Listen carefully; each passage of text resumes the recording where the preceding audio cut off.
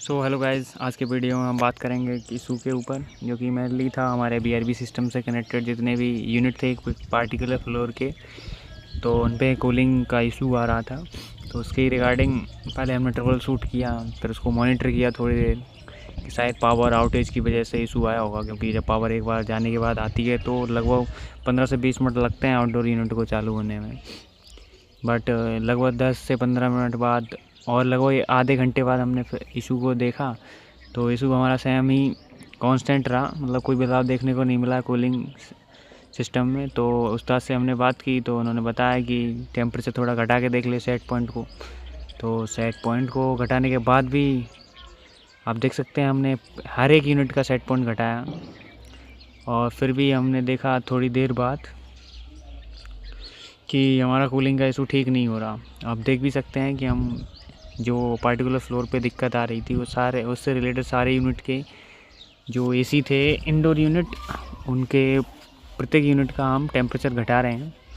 आप देख भी सकते हैं ये आईटीएम मैनेजर हैं, जिसे बोलते हैं हम इंटेलिजेंट टच मैनेजर। ये सेंट्रलाइज कंट्रोलर होता है, जैसे हम सिस्टम में लगे सारे यूनिट्स को देख भी सकते हैं और उनसे रिलेटेड सारे डेटा को एक्सेस भी कर सकते हैं एक सिंगल डिस्प्ले में। तो हम यहाँ से सारे यूनिट का जो टेम्परेचर था वो सारे का घटा दिया हमने, और सेट पॉइंट और प्रत्येक यूनिट का टेम्परेचर घटाने के बाद भी आप देख सकते हैं हम लगभग आधे घंटे से भी ज़्यादा वेट करने के बाद आए, फिर भी हमें कूलिंग में कोई बदलाव नहीं मिला। आप देख सकते हैं प्रत्येक यूनिट का टेम्परेचर जो है वो पहले था वही उतना ही है, कोई भी हमें वैल्यू वेरिएशन देखने को नहीं मिला। तो फिर फाइनली हमने फिर उस्ताद जी से बात की, फिर डिस्कशन ये निकला कि आउटडोर यूनिट को चेक करना है। तो फिर हम थोड़ी देर बाद आउटडोर यूनिट को चेक करने गए। आपको दिखाते हैं हम ऊपर जाके कि किस तरीके से हमने चेक किया आउटडोर यूनिट को। तो आप देख सकते हैं कि जो हमारा 10 HP का TFA का सर्किट था आउटडोर यूनिट से, उससे उसके साइड से जब हमने देखा तो वहाँ पे ऑयल का लीकेज था, जो कि हमने ट्रेस किया। उसके बाद हमने इसको खोल के भी देखा था तो इसकी जो कॉयल थी कंडेंसर की कॉयल वो कई जगह से लीक थी, 2-3 जगह से माइनर लीकेज था। तो इस वजह से उसमें गैस का इशू था, इस वजह से ये कूलिंग नहीं कर रहा था।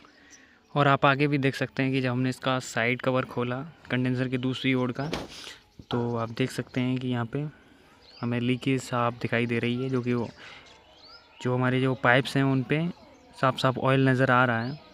आप उंगली पे भी लगा हुआ ऑयल से पता कर सकते हैं कि हाँ लीकेज थी सही तरीके से।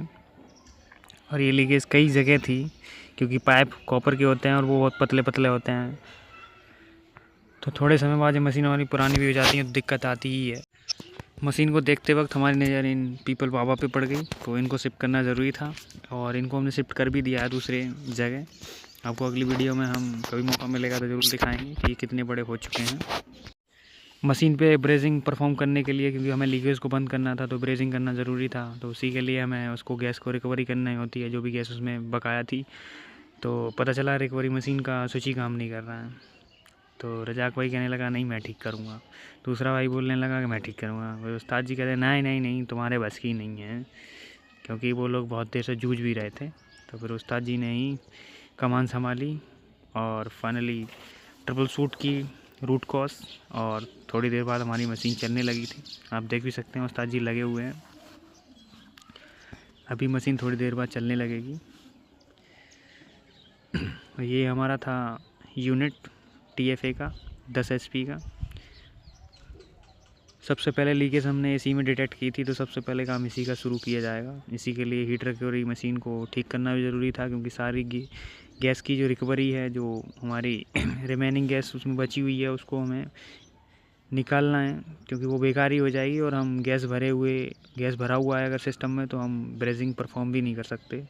आगे आप देख सकते हैं किस तरीके से हम ट्रेडिशनल मेथड का यूज़ करके लीकेज को पॉइंट आउट कर पाते हैं, जिससे हमें ब्रेजिंग करने में बहुत आसानी रहती है। आप देख सकते हैं आगे आप देख सकते हैं हमें ज़रूरत थी पिन बाल को अटैच करने की, तो उस्ताद उसी को अटैच कर रहे हैं। पिन बाल बेसिकली किसी भी HVAC टेक्नीशियन को बहुत ज़्यादा मदद करता है जब हमें अपने किसी आउटडोर यूनिट को लाइन से आइसोलेट करके उस पर कोई काम करना होता है। अगर इसमें पिन बाल लगा है तो हम आसानी से जो सक्शन और डिस्चार्ज वाले पहले से दिए हुए बाल रहते हैं उनको आसानी से बंद करके और रेफ्रिजरेंट की रिकवरी करने के बाद हम आसानी से उस पार्टिकुलर यूनिट पे काम कर सकते हैं। ताकि हमारा दूसरा जो यूनिट है वो डिस्टर्ब ना हो और आसानी से हमारा पाइपिंग से आउटडोर यूनिट है वो आइसोलेट हो जाए। तो इसके लिए ज़रूरत होती है हमें पिन बॉल। अब आगे आप देख सकते हैं फाइनली लीकेज को अरेस्ट करना हमने कर दिया स्टार्ट। तो उस्ताद जी उसी पे पोर्टेबल सिलेंडर के थ्रू उस पर ब्रेजिंग परफॉर्म करेंगे। जैसा कि आप देख सकते हैं जहाँ जहाँ हमने पॉइंट आउट किया था लीकेज को अपने ट्रेडिशनल मेथड के थ्रू वहाँ पे ब्रेजिंग करके उस लीकेज को अरेस्ट करेंगे। उसके बाद इसमें वैक्यूमिंग की जाएगी जिससे हमें प्रेशर का पता लग सके कि हमारा प्रेशर अगर कांस्टेंट है तो इसका मतलब लीकेज अरेस्ट हो चुकी है, मतलब लीकेज ख़त्म हो चुकी है। और अगर प्रेशर गिरता है तो इसका मतलब लीकेज अभी भी है। तो फिर हम पॉइंट आउट करेंगे और फिर दोबारा लीकेज को अरेस्ट करेंगे। अगर इसको टाइट कर दो, टाइट करोगे तो ये बंद हो जाएगा, सीधा इंडोर से अटैच हो जाएगा। तो हमारा इंडोर पे कोई वैक्यूम करना हो तो वैक्यूम हो जाएगा। अगर इसे खोल दिया तो दोनों आउटडोर इंडोर दोनों कनेक्ट हो गए तो दोनों वैक्यूम हो जाएंगे। अगर सिर्फ आउटडोर करना है तो इसको दोनों वाल को बंद कर देंगे। आउटडोर इंडोर से सीधा हो गया। तो हमें आउटडोर करना है तो यहाँ से 3 वाल जोड़ेंगे, 3 वाल जोड़ के फिर आउटडोर में प्रेशर डालेंगे, लीक टेस्ट करेंगे, फिर टाका मार के सही कर देंगे। ओके देख, आज बहुत शुभ अवसर है कि मशीन खुली मिल गई है। तो तेरे को एक 1 बाय 1 करके हमारे दर्शकों को बताना है कि इसमें कौन कौन से पीसीबी है। बताओ। तो देखो रोहित भाई, ये हमारा मेन कंट्रोल पीसीबी है, ये दूसरा वाला ओवर वोल्टेज है, ये तीसरा जो दिख रहा है ये नो स्पीकर है। इसके अंदर दिखाओ, इसके अंदर दिखेगा देखिए फैन पीसीबी है, इसके जस्ट पीछे, इसके जस्ट पीछे इन्वर्टर पीसीबी है। इसमें कुल 1 2 3 5 पीसीबी है। ये मशीन 10 HP की है, डाइकन BRV X मॉडल। ये काय के लिए लगा ये हीट सिंक है। इससे ही पता चल जाता है कि इसके जस्ट पीछे इन्वर्टर पीसीबी होगी। जस्ट पीछे इन्वर्टर पीसीबी है। ये हमारा कंप्रेसर है और एक्सटेंशन वाले। ये हमारे गैस चार्जिंग करने के लिए आउटडोर के लिए है, वो ये इंडोर के लिए है। वाल बंद करेंगे तो इंडोर के लिए हो जाएगा और खोलेंगे तो दोनों के लिए हो जाएगा।